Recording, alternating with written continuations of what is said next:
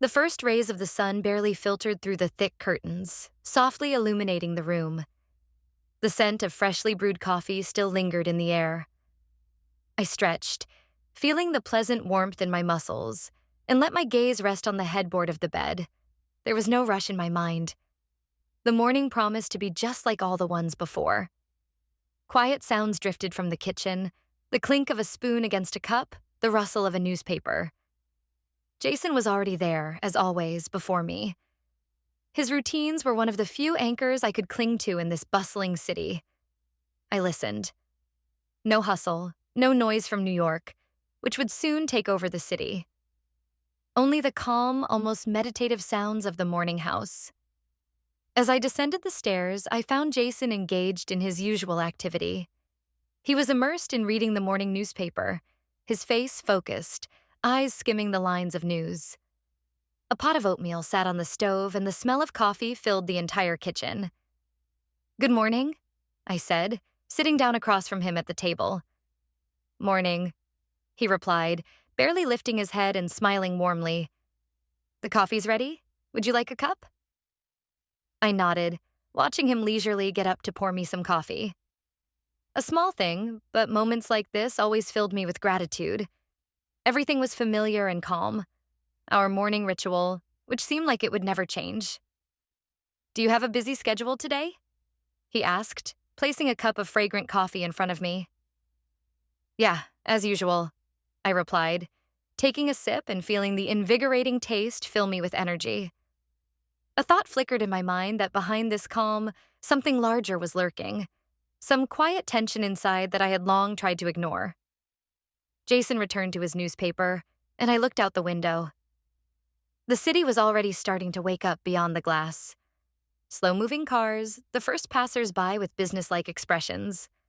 I always liked this early morning, when New York hadn't yet picked up full speed, when life moved slowly, as if the city was just trying on the new day.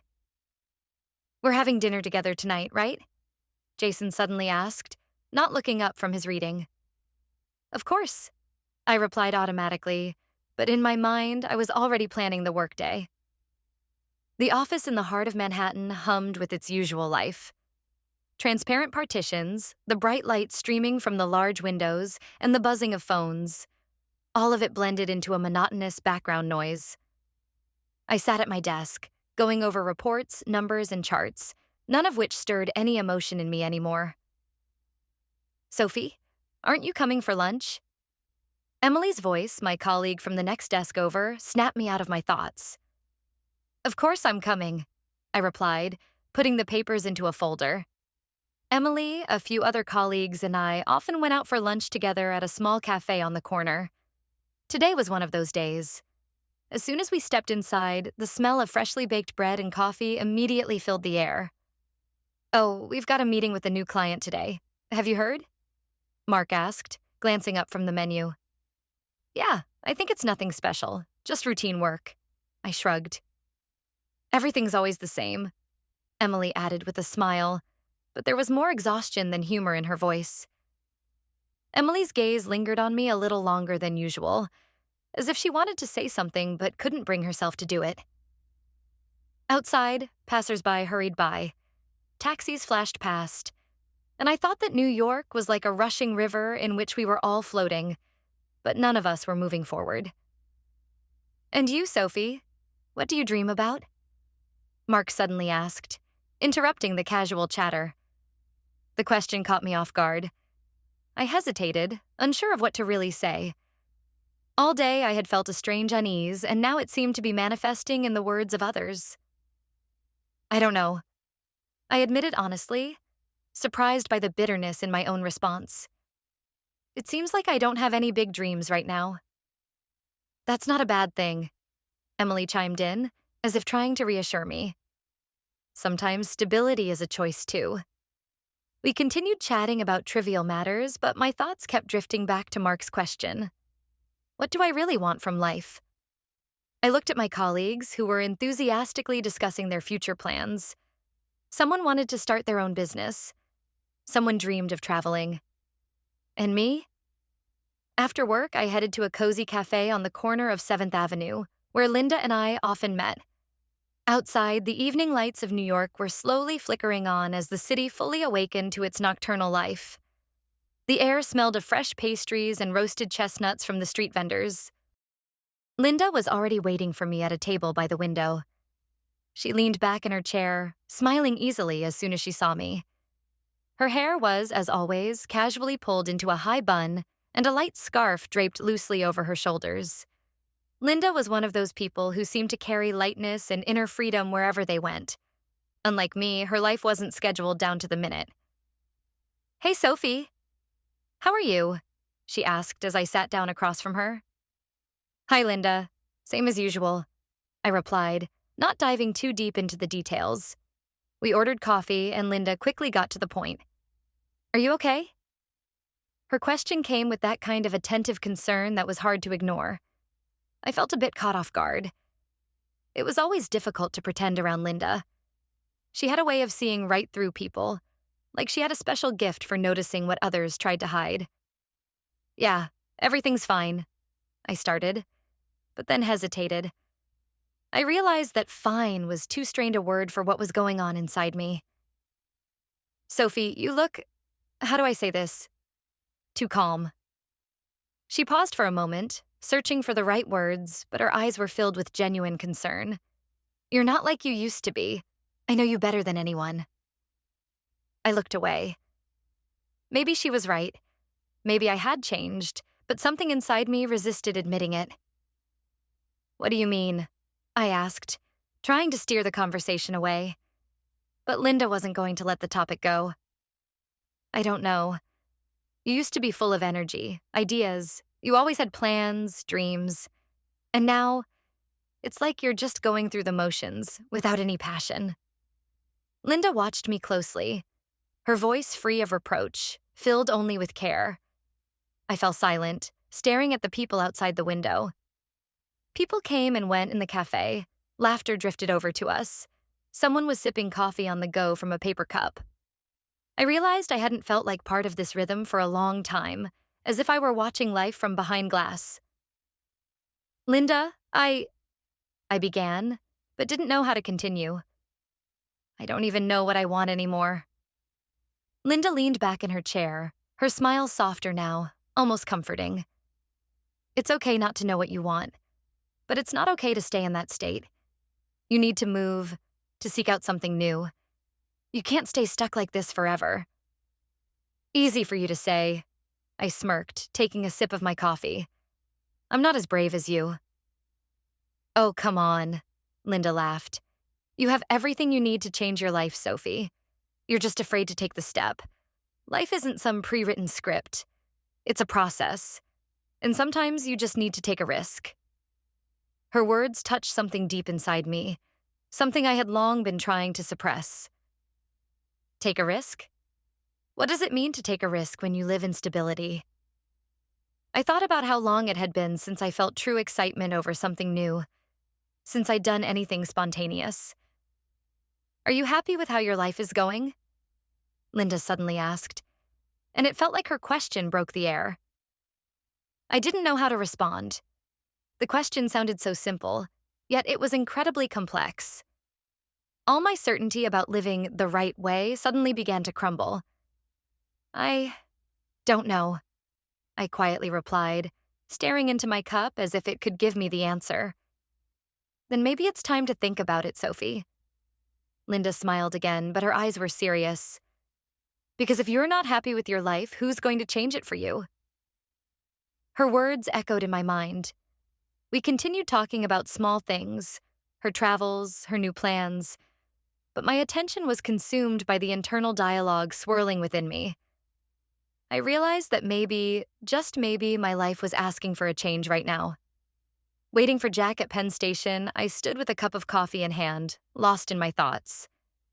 When I saw him weaving through the crowd with a large bag slung over his shoulder, my heart swelled with joy. He looked so light and carefree. His short chestnut hair tousled by the wind, and there was a sparkle in his eyes that I hadn't seen in so long. "Sophie," Jack cried out happily, rushing into my arms. "I've missed you so much." "I've missed you too, Jack," I replied, hugging him tightly. "How are you?" How was the trip? Oh, it was a disaster. The train was delayed by a whole hour, but I'm still so happy to be here.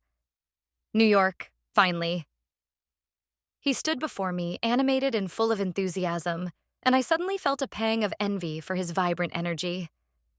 Jack had always been the kind of person who lived life to the fullest, unafraid to take risks and try new things. He had recently finished art school in Boston and decided to move to New York to find his place in the art world.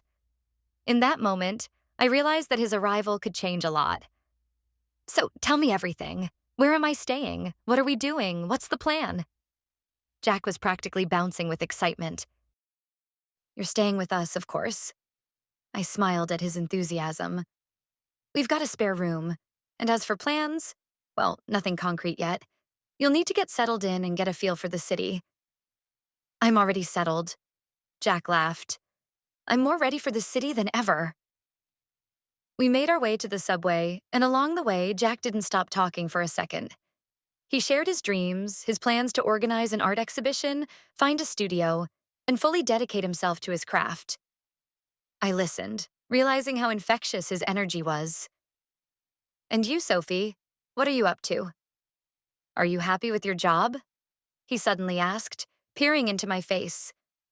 That question made me pause once again.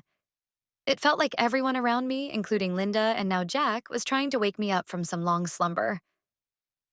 Yeah, the job's fine, I started, but immediately felt that it was a canned response. But, I don't know, something's missing. I used to think all I needed was stability, but now it seems like that's not enough. That's because stability isn't always happiness, Jack said, surprisingly insightful for someone who was only 23. Have you ever tried doing something just for yourself? For your soul? I shrugged, unable to find an answer. Jack fell silent for a moment, as if digesting my words. Then he spoke again. Listen, you've got an amazing opportunity to change things right now. You live in New York. You can do anything here. Try anything. Why not try something new? One evening, after returning home from work, I found Jack in the kitchen, surrounded by a pile of sketch papers. Sophie, I know you're tired after work, but you have to come with me to something tonight, Jack said, putting down her pencil. Where?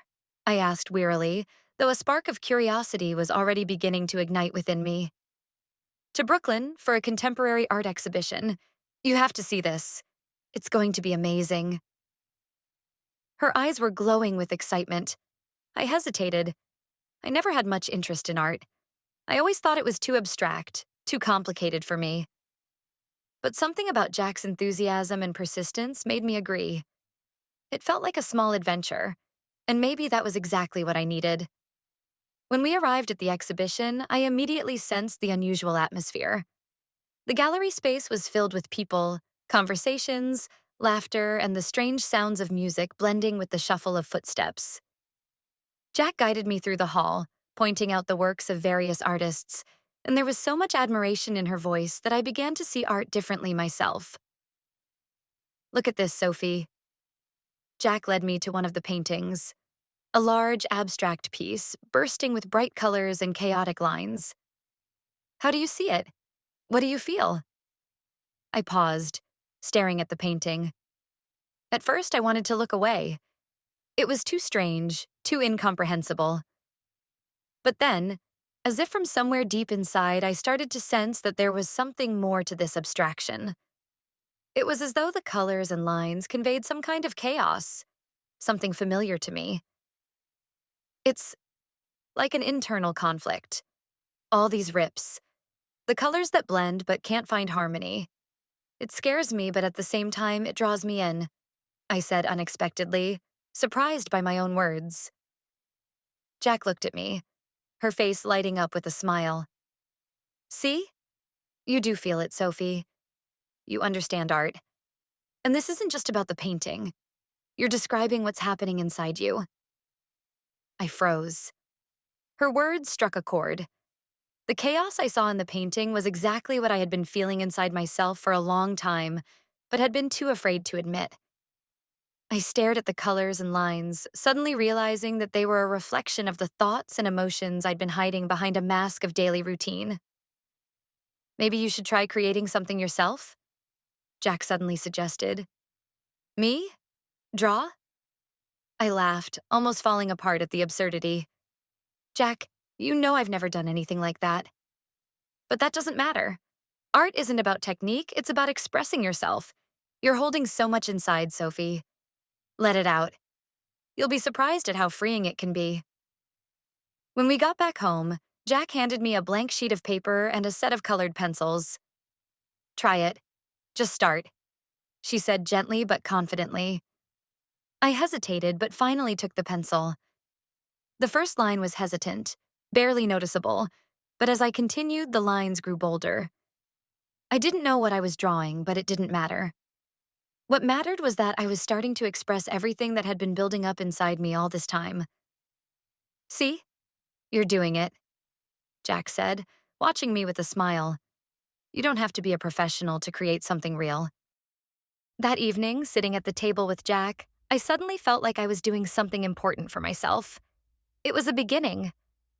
The beginning of a journey, one whose destination I didn't yet know, but for the first time in a long time, I felt like I was heading in the right direction.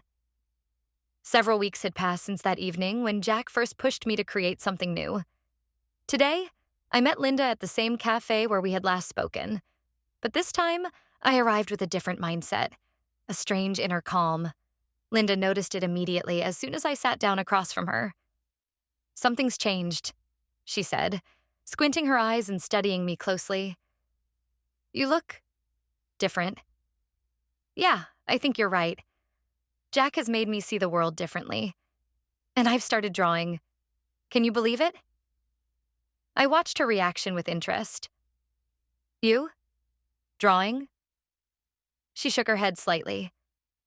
I didn't even know you had that talent. I didn't know either, I admitted.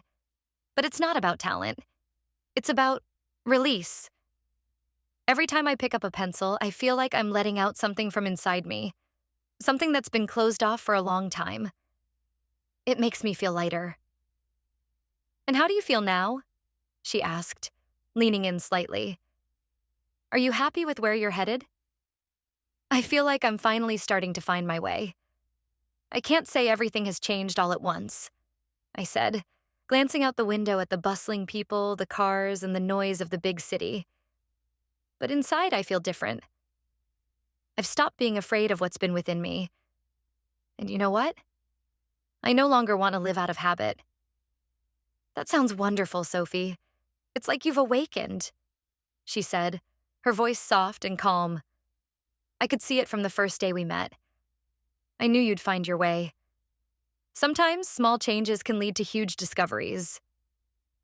But it's all thanks to Jack, I added, realizing just how much she had done for me in such a short time. Her energy and confidence are contagious.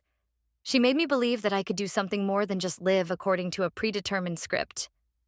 Sometimes people come into our lives at exactly the moment we need them the most, and Jack seems to be that person for you. But don't forget, every change starts with you. No one can change us unless we're ready for it ourselves. I feel like I'm on the verge of something important, I said, looking at Linda with gratitude. But I still have one more difficult step to take. I need to talk to Jason about us, about what's been going on inside me. I can't keep ignoring it anymore, I added, feeling a slight tension in my chest. It will be a hard conversation, but it's necessary. You deserve to be honest with yourself and with him. Only then can you move forward. The house was quiet when I returned from my meeting with Linda. Jack, as usual, was absorbed in her projects in the studio, and Jason was sitting on the couch, engrossed in his book. I couldn't delay this conversation any longer. There was so much inside me that I could no longer pretend that everything was the same. I took a deep breath and sat down across from him, feeling my heart beat just a little faster than usual. Jason, we need to talk, I said, interrupting his reading. Of course, about what? He asked, trying to stay calm, but I could sense the tension beginning to fill the room. Jason, I've been thinking about this for a long time, and I feel like something has changed between us. No, it hasn't just felt like it. I know something has changed. I can't keep pretending that everything's fine. What do you mean? You're not happy? He asked, his voice tinged with anxiety that was hard to miss. I I don't know. I used to think stability was what I wanted, but now, something inside me has shifted.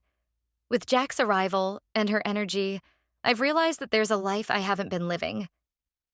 I can't ignore my feelings anymore, I said, struggling with the words but knowing they were necessary. Do you want to leave? He asked, his voice quiet, yet I could hear the pain in it. I shook my head. I don't know. I'm not ready to make that kind of decision, but I do know one thing. I can't keep living the way I have been. I need time to figure out who I am and what I really want. I've lost myself, Jason. I've been living on autopilot and it's killing me. I didn't know you felt this way, he said finally, sitting up and looking directly at me.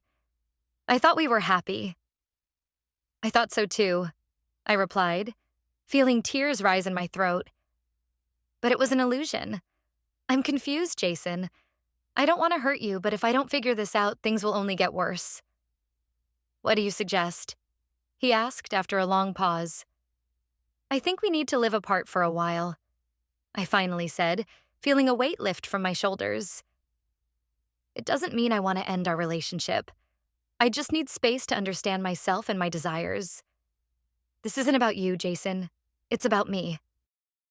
If that's what you need, he said quietly, I won't stand in your way. I just want you to be happy, Sophie.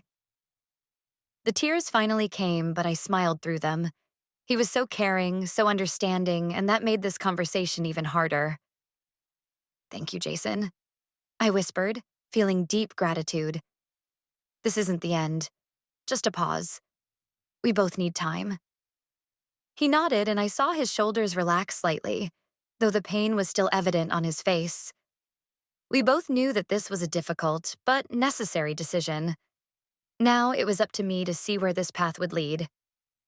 A few days after the honest conversation with Jason, Jack approached me with an unexpected proposal. Sophie, she began, sitting on the windowsill of our apartment. How would you feel about getting away from the city for a bit? I want to go to Montana to sketch nature, breathe in fresh air. I think you could use a change of scenery too. It could be our little adventure. Montana? I paused, trying to process her suggestion. A trip far from New York, away from its noise and chaos, seemed impossible. But at the same time, there was a sense of freedom in the idea that was so tempting. It was a chance to escape everything. Work, the complicated relationship with Jason, and my own inner doubts. When do you want to go? I asked, though I already knew I was going to agree. Tomorrow morning. Jack smiled mischievously. I found a little cabin by a lake. We can spend a week there. Just you, me, and nature. The idea seemed so irresistible that I couldn't say no. The next day, we packed up and hit the road, heading to Montana. Jack was behind the wheel, and I sat in the passenger seat. Why did you decide to pursue art? I suddenly asked, watching the green fields and mountain landscapes flash by outside the window. Because I can't do anything else, she answered simply. Art is my way of breathing, my way of expressing everything I feel. It's like having a conversation with the world, but without words. Her words made me reflect on what I was trying to find through my own creative pursuits. Jack seemed so sure of what she wanted, and I couldn't help but envy her clarity. We reached the cabin by evening. It stood right on the shore of the lake, surrounded by dense forest. The place was so quiet that even my thoughts felt loud. It was the complete opposite of noisy New York. Here, everything breathed tranquility, and the air was fresh and cool. Welcome to Montana, Sophie, Jack said as she got out of the car, stretching her arms as if embracing the endless nature around us. What do you think? Isn't this place perfect for recharging? It's incredible, I admitted, taking a deep breath. I didn't realize how much I needed this. Want to give it a try? she asked suddenly, not looking up from her sketchpad. Drawing? I laughed, though deep down, that familiar feeling of wanting to try bubbled up inside me. Yes, this is the perfect place to start something new. No one will judge you. No one will tell you it's wrong. Just take the pencil and draw what you see and what you feel. I stared at the lake, the reflection of the mountains in the calm water, and the crimson hues of the sunset. There was something so soothing in the landscape, as if nature itself was telling me, "Here and now, you are safe." I took the pencil Jack handed me and started sketching. At first, hesitantly, but soon the pencil began to move faster, as if my hand knew exactly what to do. Each stroke brought me relief. Inside me, emotions swirled that I couldn't express in words, but they spilled onto the paper in the form of lines and shadows. I wasn't just drawing the lake. I was drawing my inner state, the changes that had been happening to me over the past weeks. We spent a week in Montana, but it felt like an entire lifetime. Every day I felt nature helping me shed the weight I had been carrying, and art became my language for communicating with myself. Jack and I talked about everything. About the past, the future, our fears and dreams. That trip became a turning point for both of us, a time when we connected not just as sisters, but as friends, ready to support each other at every stage. "What's next, Sophie?" Jack asked one evening as we sat on the porch, gazing at the stars. I thought about it. I knew I didn't want to return to my old life. But what exactly I was going to do next remained a mystery. "I don't know yet," I answered honestly, "but I feel like something important is ahead, and I'm ready to face it." Jack smiled, nodding in encouragement. "You've already started your journey, Sophie. The most important thing is not to be afraid to keep going." Returning to New York after the trip to Montana felt strange. The city, once so familiar, now seemed foreign, as if I were seeing it for the first time. The towering buildings, the hum of traffic, and the throngs of people, all of it overwhelmed me once more, but something inside me had shifted. After the calm and stillness of nature, I felt stronger, clearer than ever. The chaos of the city no longer frightened me, because I knew there was a new world within me now. When we got back home, Jason was already waiting for me. He looked calm, but I could sense the tension in his movements. He too was struggling with our separation, even if we both tried not to show it. "Hey," I said, taking off my coat, feeling the silence between us grow heavier. He nodded but said nothing. "How are you?" he finally asked, clearly trying to start a conversation. "I'm good. That trip helped me realize a lot," I replied, trying to speak gently. Jason stayed quiet, watching me, as if he was trying to read what had changed. There was no anger in his eyes, only sadness and understanding. "I'm glad you found some answers," he said, his voice sincere, though tinged with pain. "What happens now?" That question had been haunting me all week. I knew it was time to put everything in its place, and the thought of it weighed heavily on me. "I think we need to live apart, Jason," I said quietly, feeling the tension between us peak. "I'm not sure I can continue living the way we were. You've been a support to me, a friend, but now I feel like I need space to figure out what I really want from life." Jason nodded, though I could see the hurt in his eyes. He was a good person, and maybe that's what made this all the harder. "I understand," he finally replied after a long pause. "If you need time and space to figure things out, I won't stand in your way. We've always been honest with each other, and I don't want things to get worse between us because of this." His words brought relief, but also left a bitter aftertaste. We both knew this was the right decision, but that didn't make it any less painful. "Thank you for understanding," I whispered, feeling tears well up in my eyes. That evening, I packed a few things and moved in with Jack at her small studio. There, I felt different. The space was full of light and freedom, reflecting the changes happening inside me. Jack and I talked about how we would live, sharing our plans and ideas. She was ready to support me, and that meant everything. The next day, I finally took the step I had been contemplating for so long. I decided to fully immerse myself in art. The day Jack handed me that piece of paper and those pencils, something in me had shifted permanently. It had become my way of speaking, of expressing myself. And now I wanted to nurture that potential. Jack and I rented a small studio on the outskirts of the city, a simple, bright room with large windows bathed in sunlight. In this space, I could work on my paintings, be alone with myself, and dive into the creative process that had become essential to me. Each day, I went there with new ideas, often not even knowing where they came from. Lines, colors, shapes. These became the language I was learning to use to communicate with the world. Jack was by my side, inspiring me with her confidence and enthusiasm, and I felt that, with her support, I could face any challenge. This new chapter of my life was unfolding in ways I hadn't expected, but for the first time in a long while, I felt like I was truly alive, truly connected to something deeper within me. A few weeks had passed, and Jason reached out to me. We decided to meet and discuss what would come next. By now, I no longer felt the same pain I had before. Perhaps the distance had given both of us the chance to gain clarity and understanding. We met at the same cafe where we had shared many meals together. Jason looked a little tired, but calm. "I'm glad you found what you were looking for," he said as we sat down. "I understand now that we both needed this time apart." I nodded, feeling the same sense of gratitude for his understanding as I had before. "Thank you, Jason," I said quietly.